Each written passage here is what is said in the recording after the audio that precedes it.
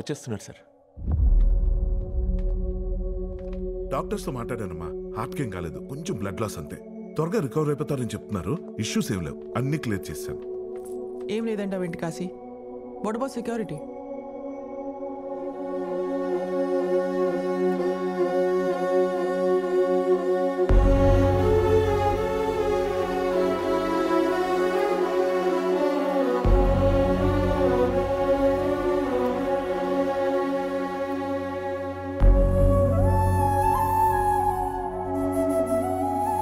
నమస్తే మేడం. నాన్నెక్కడ? వెనకాల కూర్చున్నారు. రమ్మనండి. సరే.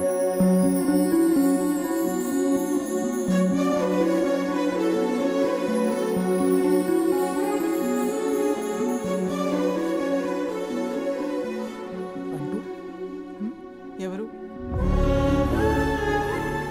బంటు. ఈ వర్క్స్ ఇన్ మై ఆఫీస్. మొన్న మా బావ తెగ చెప్పేస్తున్నాడు నీ గురించేనా. యాక్చువల్లీ అంకుల్ని సేవ్ చేసింది ఇతనే. మొన్న హోటల్ కూడా వచ్చాడు. చూడలేదు. కింద ఉండమను, తర్వాత మాట్లాడతాను. Thanks. It's okay, don't feel bad బంటు.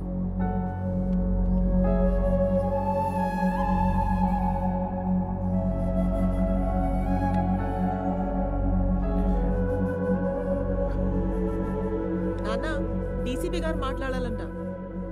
Thank you. Rama. Just 1 second. పెద్దవాళ్ళు అంతేరా, మనం ఎంత చేసినా ఎక్కడుండాలో అక్కడే పెడతారు. మన బతుకులు గేట్ బయటే.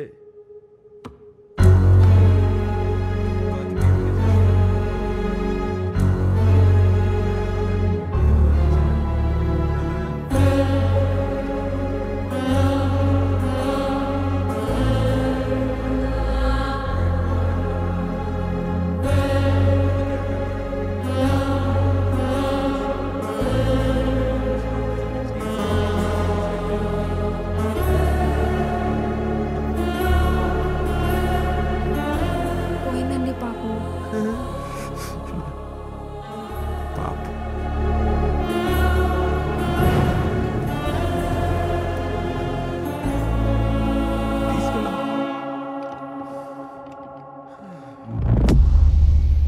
తెలుసా?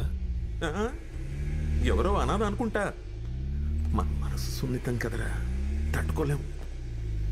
ఏదో ఘోరమైన పాపం చేసినట్టుంది. దిక్కులేని సావు చచ్చింది. భగవంతుడు ఊరుకోడు కదా.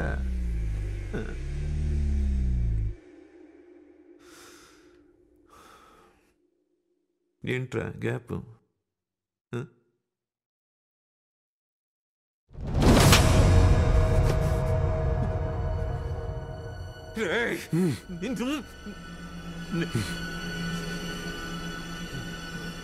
చిన్నప్పటి నుంచి అబద్ధాలు విని విని విసిగిపోయాను. చెప్పాను నీకు మాత్రం ఓపిక సావట్లేదు. యాక్చువల్లీ నువ్వు కొంచెం గ్యాప్ తీసుకో.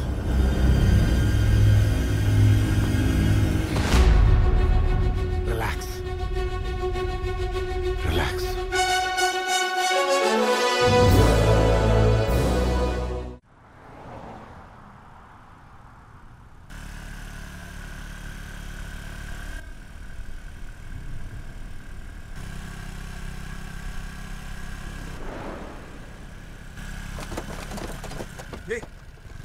సరి కూర్చోలేవా? మీద అర్థం ఏంటి?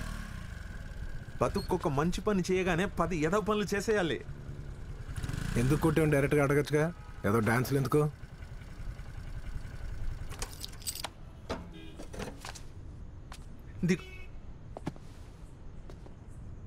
కన్న తండ్రిని కొట్టి మళ్ళీ ఎందుకు కొట్టామని అడగమంటాం ఏంట్రా సిగ్గు లేకుండా? నడ్డి రోడ్డు మీద గ్యాప్లు ఏంట్రా? మాట్లాడుతావు. నువ్వు కన్న తండ్రి కావు కాబట్టి కొట్టా.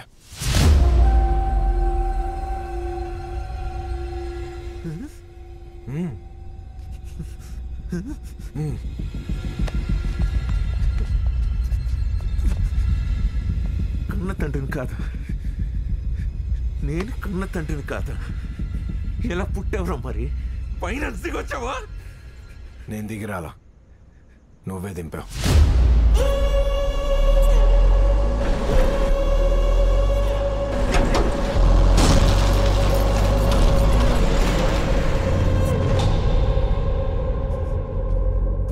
కోమాలో ఉన్న నర్సు సంధిలో ఏదో మాట్లాడితే నమ్మేస్తావా? నర్స్ చెప్పిందనే విషయం నేను నీకు చెప్పలేదే.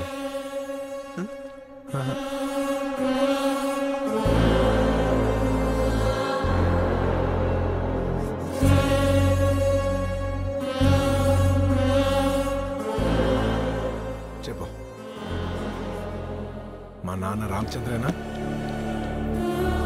అవునా కాదా? వాల్మీకి, చిన్నప్పటి నుంచి ఏదో ఒకటి చెప్పి వస్తూ ఉంటావు కదా, చెప్పు చెప్పు. అది హా? వాడు బాగుండాలని. వాడు బాగుండాలని వాడు అక్కడ పెట్టావు, మరి నన్ను ఎందుకు టార్చర్ పెట్టావు?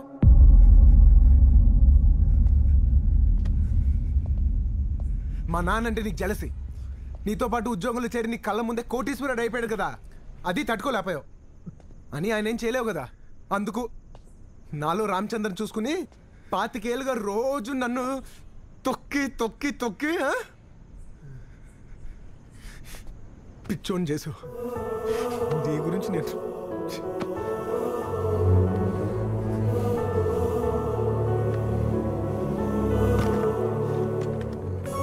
తాగిస్తావు, సచ్చేలా ఉన్నావు.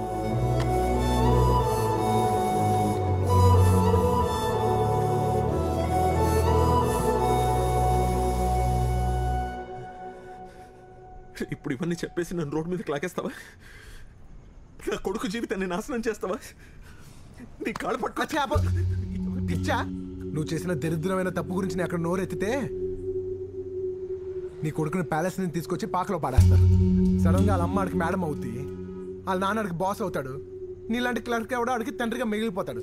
ఇవన్నీ తట్టుకోలేక ఆడు సూసైడ్ చేసుకుని పోతాడు. ఇవన్నీ ఆలోచించుకునే అక్కడ నోరు మూసుకుని ఉన్నాను. అయినా నేను రోడ్డుకి లేకపోతే ఇబ్బంది పడేది మా అమ్మేగా. ఇన్నాళ్ళు పెంచినావని నేను ఆంటీ అనలేను, ఆస్తి కోసం ఆవిడెవరినో వెళ్ళి ఆ అమ్మ అనలేను. నీ ఆస్తి అక్కర్లేదు, అంతస్తు అక్కర్లేదు, అన్ని నువ్వే పెట్టుకో, నాకేం అవసరం లేదు, చచ్చిపోకు.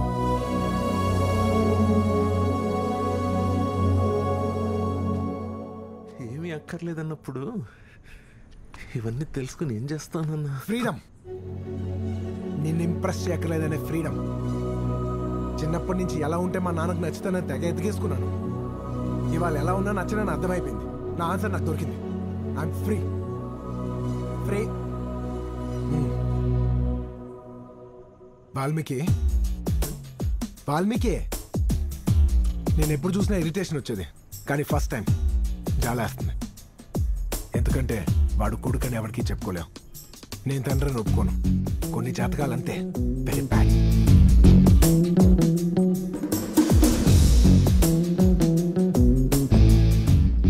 బండికి ఇన్సూరెన్స్ ఉంది, వీడు వాళ్ళకి చెప్పడానికి అష్యూరెన్స్ ఉంది, అదే చాలు. సరే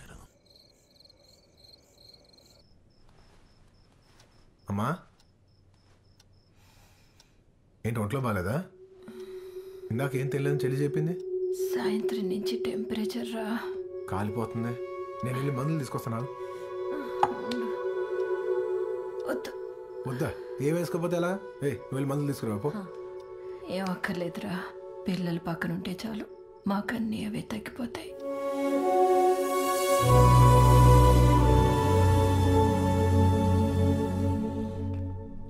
వాల్మీకి సార్, నీ వాడిని ఒకసారి తీసుకురావోయ్. ఒకసారి కౌగిలించుకుని థ్యాంక్స్ చెప్పాలి. తీసుకురా. Excuse me, yes. మీ అల్లుడు కుట్లేసిన డాక్టర్ నేను, ఓకే. కట్లేసిన నర్స్ తను. కుదిరితే మా ఇద్దరిని కౌలించుకుని థ్యాంక్స్ చెప్పండి, that will make some sense. అంతేగాని వాడెవడు ఇంపార్టెంట్ అంటే ఏంటి? ఎవడయ్యా నువ్వు? I'm the doctor. This room is for stitching, not for stretching. Okay, What are you talking? ఇలా రండి ఒకసారి, నా మాట వినండి. సరే, డాక్టర్లు డ్రైవర్లతో మనం పెట్టుకోకూడదు సార్. వాళ్ళ చేతులు సిరింజ్లు స్టీరింగ్లు ఉంటాయి. Please leave. ఏంటి నాన్న గొడవ?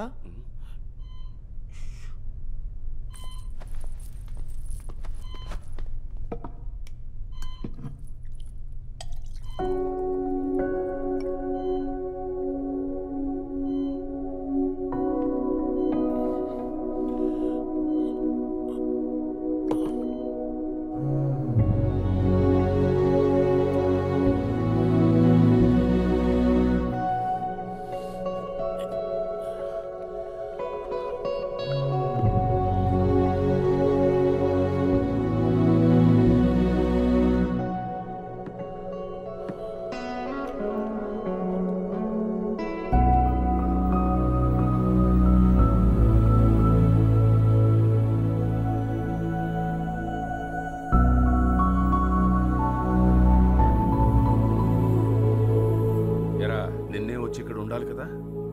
చెప్పలేదు ఎవరు నాకు. రే, కొడుకంటే నాన్నెలా ఉన్నాడు, అమ్మేం చేస్తోంది, ఎవడేం తినేస్తున్నాడని అన్నీ పక్క నుండి చూసుకోవాలి. ఎవరు చెప్పరివి.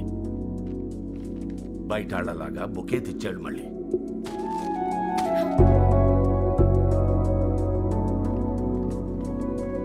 బిల్ ఎంత అయింది? 1,20,000 సార్. రౌండ్ ఫిగర్ 10 చేసుకో.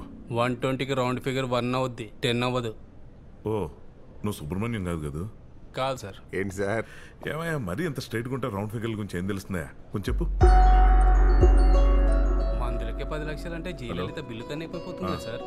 లక్కీగా ఆవిడికి ఇలాంటి బామర్దులు లేరు, లేకపోతే బిల్లు స్టేట్ బడ్జెట్ దాటిపోయేది.